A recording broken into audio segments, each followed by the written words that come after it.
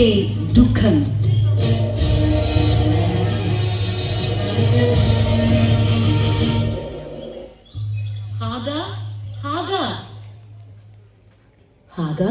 നീ ഇവിടെ ഇരിക്കുകയായിരുന്നോ? എത്ര നേരമായി നിന്നെ ഞങ്ങൾ അന്വേഷിക്കുന്നു. രണ്ടുപേരും എന്നെ അന്വേഷിച്ചാണെന്ന് ക്ഷണിച്ചോ? ഞാൻ വരാൻ പോകുന്ന കുഞ്ഞിനുള്ള ഉടുപ്പ് നെയ്യുകയായിരുന്നു. കാണട്ടെ, നല്ല ഭംഗിയുണ്ടല്ലോ. ഉണ്ടോ? ഉണ്ട് അല്ലേടി? ഹാഗർ നെയ്താൽ ഭംഗി ഉണ്ടാകാതിരിക്കുമോ? അതിരിക്കട്ടെ, എന്തിനാ നിങ്ങൾ എന്നെ അന്വേഷിച്ചത്? അതെ, ഒരു പ്രധാന കാര്യം പറയാനുണ്ട്. ഞങ്ങൾ ഒളിഞ്ഞിരുന്ന് കേട്ടതാ. ആ തൊള്ള സാറ അവരുടെ വേലക്കാരികളോട് പറയുന്നത് കേട്ടതാ. നിന്നെ ബാധിക്കുന്ന കാര്യമോ? എന്നെ ബാധിക്കുന്ന കാര്യമോ? വെറുതെ ആകുലപ്പെടുത്താതെ കാര്യം പറ. എന്താ കാര്യം? പെട്ടെന്ന് പറ. എടീ, യജമാനൻ ഇന്ന് വരുന്നുണ്ട്. ഓ, എത്ര ദിവസമായി ഞാൻ കാത്തിരിക്കുന്നു അദ്ദേഹത്തെ ഒന്ന് കാണാൻ. കാണാൻ കാത്തിരുന്നു. നിന്നെ കാണിക്കാതിരിക്കാനാ ആ സാറത്തള്ളെ സംഘം ശ്രമിക്കുന്നത്. അവർക്കിപ്പോ നിന്നോട് ഭയങ്കര അസൂയ. എങ്ങനെ അസൂയപ്പെടാതിരിക്കും? 80 വയസ്സെടുത്തിട്ടും ഒരു കുഞ്ഞിക്കാരെ കാണാനുള്ള ഭാഗ്യം ഉണ്ടായിട്ടില്ലല്ലോ. അതുകൊണ്ടാ അവർ നിന്നോട് വളരെ മോശമായി പെരുമാറുന്നത്. യജമാനൻ വരുമ്പോൾ അദ്ദേഹത്തെ കാര്യങ്ങൾ ബോധിപ്പിക്കണം. അതെ, ഇവിടെ നടക്കുന്നതൊക്കെ അദ്ദേഹം അറിയണം. ഇങ്ങനെയുമുണ്ടോ എന്തിനും ഏതിനും ഒരു കുറ്റം പറിച്ച്? ഓഹോ, കൂട്ടുകാരും പത്ത് സൊറ പറഞ്ഞിരിക്കുകയാണോ? എന്തെല്ലാം ജോലി കിടക്കുന്നു അകത്ത്. നീ ഈ വീട്ടിലെ വേലക്കാരിയാണെന്നുള്ള കാര്യം മറക്കരുത്. ഞാനൊന്നും മറന്നിട്ടില്ല. ഈ ഒരവസ്ഥയിൽ എനിക്ക് ചെയ്യാനുള്ള ബുദ്ധിമുട്ട് കണ്ട ഞാൻ ഇത്തിരി വിശ്രമിച്ചത്. എനിക്കെല്ലാം മനസ്സിലാകുന്നുണ്ട്. ഇങ്ങനെ സ്വപ്നവും കണ്ടിരുന്നു. എന്റെ അബ്രാമിന്റെ കുഞ്ഞ് നിന്റെ വയറ്റിൽ വളരുന്നതുകൊണ്ട് നീ എന്റെ യജമാനത്തെ ഒന്നുമല്ല. വേഗം പോയി ജോലികളെല്ലാം തീർക്കും.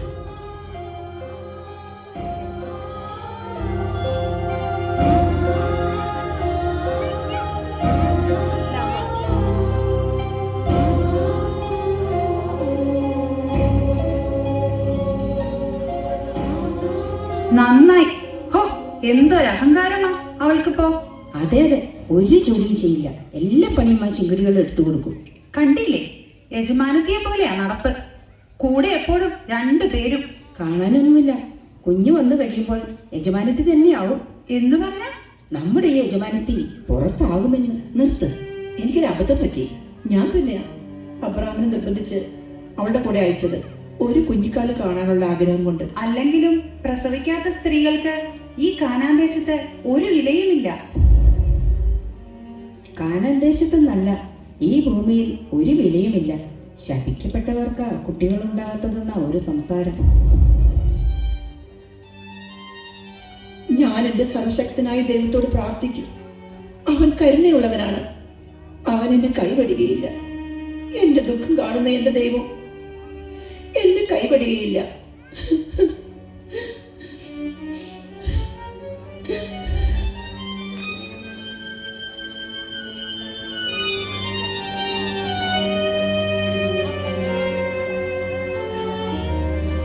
എന്തു പറ്റി? എന്തിനാണ് നീ കരയുന്നത്? ഞാൻ വരാൻ താമസിച്ചതിനാണോ? അബ്രാം, അങ്ങ് വരാൻ താമസിച്ചതിൽ എനിക്ക് സങ്കടമുണ്ട്. പക്ഷേ ഇപ്പോൾ ഞാൻ കരഞ്ഞത് അതുകൊണ്ടൊന്നുമല്ല. പിന്നെ എന്തുകൊണ്ടാ ഞാനിങ്ങനെ ആയത്?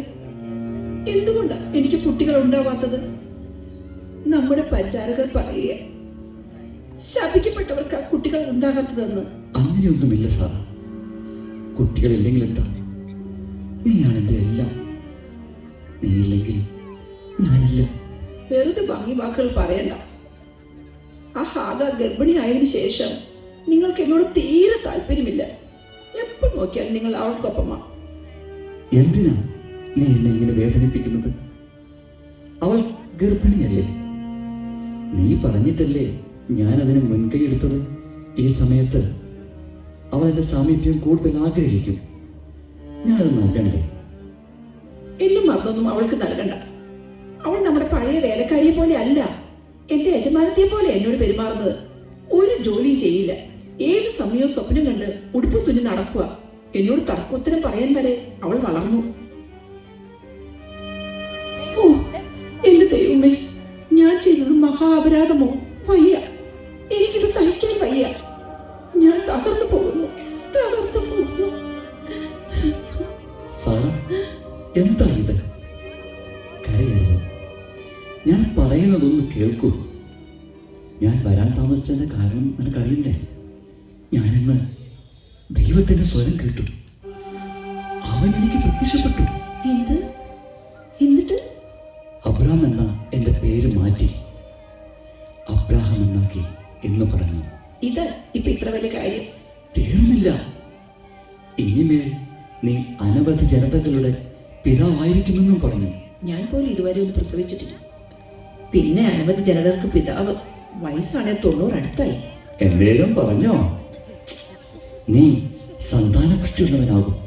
നിന്നിൽ നിന്ന് ജനതകൾ പുറപ്പെടും. രാജാക്കന്മാരും നിന്നിൽ നിന്ന് ഉത്ഭവിക്കുമെന്നും പിന്നെ നീ പരദേശിയായി പാർക്കുന്ന ഈ കാനാൻ ദേശം മുഴുവൻ നിനക്ക് ഞാൻ തരുമെന്നും പറഞ്ഞു. തീർന്നോ? ഇല്ല. എന്നാ പറ, കേൾക്കട്ടെ. നിന്റെ ഭാര്യയുടെ പേര് ഇനി മുതൽ സാറായി അല്ല, അവൾ സാറായി എന്ന് വിളിക്കപ്പെടും. എന്തോന്ന്? നിന്റെ പേരും മാറ്റി നീ ഇനി മുതൽ സാറ എന്നറിയപ്പെടുമെന്ന്. തീർന്നില്ല. അവളിൽ ഞാൻ നിനക്ക് ഒരു പുത്രനെ നൽകും. അവൾ ജനതകളുടെ മാതാവാകും. അവളിൽ നിന്നും ജനിക്കുന്ന പുത്രന് നീ ഇസഹാക്ക് എന്ന് പേരിടണം എന്നു വരെ പറഞ്ഞു. സത്യം? നമുക്ക് മകൻ ഇസഹാക്ക്? ദൈവമേ, അങ്ങന്റെ പ്രാർത്ഥന കേട്ടു. ഇനി എനിക്ക് തല ഉയർത്തി പിടിച്ച് നടക്കാം. അവിടുന്ന് വലിയവനാണ്, സർവശക്തനാണ്. അബ്രാം, എന്റെ അബ്രാം.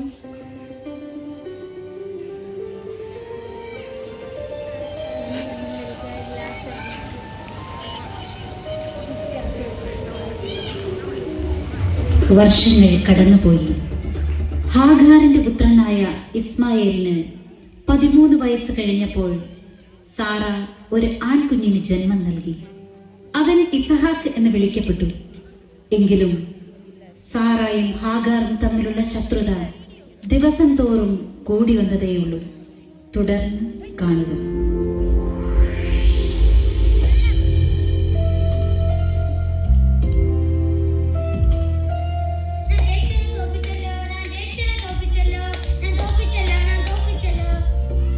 മിടുക്കൻ. നമുക്ക് ഇനിയും കളിക്കാം. കളിക്കാം. വാ, ഞാൻ എടുക്കാം.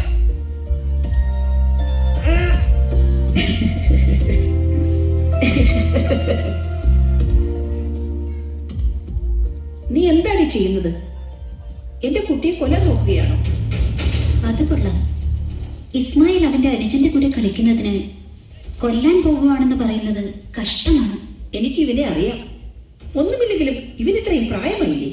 വല്ല ജോലിയും എടുത്ത് ജീവിക്കേണ്ട സമയത്ത് കുട്ടികളുടെ കൂടെ കളിച്ചു നടക്കുക. അവന് ജോലി എടുക്കാൻ പ്രായമാകുമ്പോൾ അവന്റെ പിതാവ് അവനെ ജോലി ഏൽപ്പിച്ചോളും. അതോർത്ത് യജമാനത്തെ വിഷമിക്കണ്ട.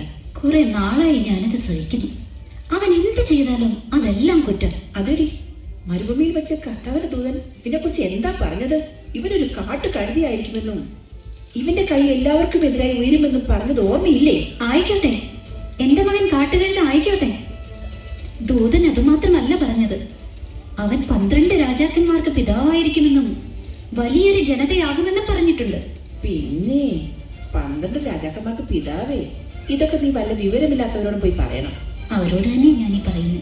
എന്തു പറഞ്ഞടി? എനിക്ക് വിവരമില്ലെന്നോ? എനിക്കൊരു അബദ്ധം പറ്റി. അതിന്റെ പേരാ ഇസ്മയിൽ. ഒരു കാര്യം നിങ്ങൾ മറക്കണ്ട, ഇവനാണ് അബ്രാഹത്തിന്റെ മൂത്ത പുത്രൻ. എന്ത്? നീ മൂത്ത പുത്രന്റെ അവകാശം പറയുന്നു? എന്താണ് ഇവിടെ? നിങ്ങൾ എന്നും ഇങ്ങനെ തുടങ്ങിയാൽ ഞാൻ എന്ത് ചെയ്യും? സാറ, എന്താണിത്? ഈ അടിമപ്പെട്ട് പറയുന്നത് കേട്ടില്ലേ? മൂത്ത പുത്രന്റെ അവകാശം അവൾക്കാണെന്ന്. അതിനെന്താ? അത് ശരിയല്ലേ? അപ്പോൾ യഥാർത്ഥ ഭാര്യയായ എന്റെ മകൻ ഇസഹാക്ക്? സാറ, ഇതൊക്കെ ദൈവത്തിന്റെ പദ്ധതികളല്ലേ? അല്ലെങ്കിൽ ഈ വയസ്സാം കാലത്ത് നിനക്ക് മാതാവാകാനോ എനിക്ക് പിതാവാകാനോ കഴിയുമായിരുന്നോ? അതൊക്കെ ശരിയാണ്. ഇനി എനിക്ക് ഇവളെ സഹിക്കാൻ പറ്റില്ല. അങ്ങനോട് പറഞ്ഞിട്ടില്ലേ ഞാൻ കണ്ടിട്ടേ അങ്ങേക്ക് എന്തുമുള്ളൂന്ന്? ഇപ്പോഴും അത് തന്നെ പറയുന്നു. അങ്ങനെയെങ്കിൽ ഇവളെ ഇപ്പോൾ തന്നെ ഇവിടെ നിന്ന് പറഞ്ഞു വിടണം. സാറ, നീ എന്താ ഈ പറയുന്നത്? അവൾ ഇപ്പോൾ വെറും ഒരു അടിമപ്പെണ്ണല്ല, എൻ്റെ മകൻ്റെ അമ്മയാണ്. അപ്പോൾ ഞാനോ? ഞാൻ നിങ്ങളുടെ മകന്റെ അമ്മയല്ലേ? എനിക്കിപ്പോൾ ഒന്ന് അറിയണം, നിങ്ങൾക്ക് ഞാൻ വേണോ അതോ ഈ അടിപ്പെണ്ണ് വേണോ? സാറാ, നീ എന്നെ ധർമ്മസങ്കടത്തിലാക്കരുത്. ദൈവമേ, ഞാൻ എന്ത് ചെയ്യും? ഇതിന് മാത്രം എന്ത് തെറ്റാണ് ഞാൻ ചെയ്തത്? ഈ വയസ്സിൽ ഇതൊന്നും താങ്ങാനുള്ള കരുത്തിൽ പിതാവേ, എനിക്കൊരു വഴി കാണിച്ചു തരണമേ.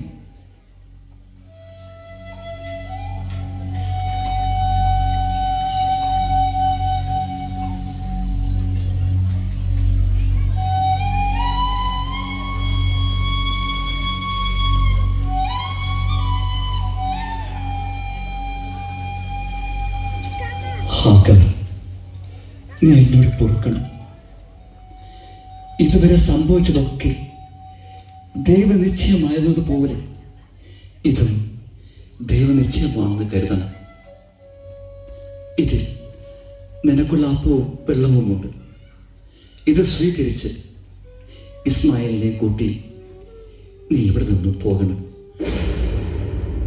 കർത്താവ് നിനക്കുള്ള വഴി കാണിച്ചു തരും.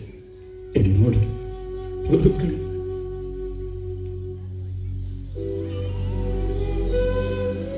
ജ്യേഷ്ഠ, എന്നെ വിട്ടു പോകരുത്, പോകരുത്. അപ്പ, ജ്യേഷ്ഠൻ എന്നെ ഉപദ്രവിച്ചിട്ടില്ല. അവരെ പറഞ്ഞുവിടരുത്, അവരെ പറഞ്ഞുവിടരുത്. ഇസഹാക്ക്, നമ്മുടെ അപ്പൻ വലിയവരാണ്. യഹോവയുടെ നിശ്ചയം നമുക്ക് മാറ്റാൻ പറ്റില്ലല്ലോ. പിതാവേ, അങ്ങ് വിഷമിക്കരുത്. അങ്ങയുടെ സംരക്ഷണയിൽ ഞങ്ങൾ സുരക്ഷിതരായിരുന്നു. ഇനി യഹോവ ഉണ്ടാകുമെന്ന വിശ്വാസത്തിൽ ഞങ്ങൾ ഇറങ്ങട്ടെ. പോട്ടെ അമ്മേ, പോകാം.